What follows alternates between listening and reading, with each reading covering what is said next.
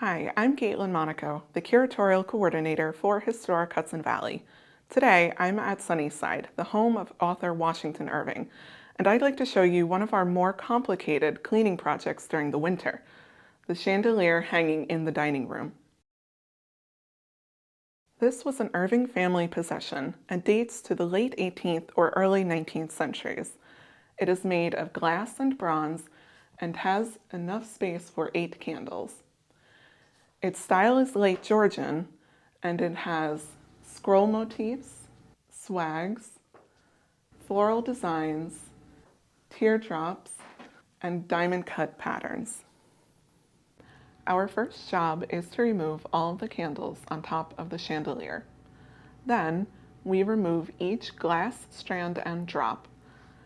Because they're very fragile, we want to use cotton rounds and Q-tips when applying the cleaning solution. We dry them and then eventually reassemble when all of the pieces are cleaned. When we reopen in May, we hope to see you at Sunnyside, where you can see the chandelier cleaned and fully reassembled.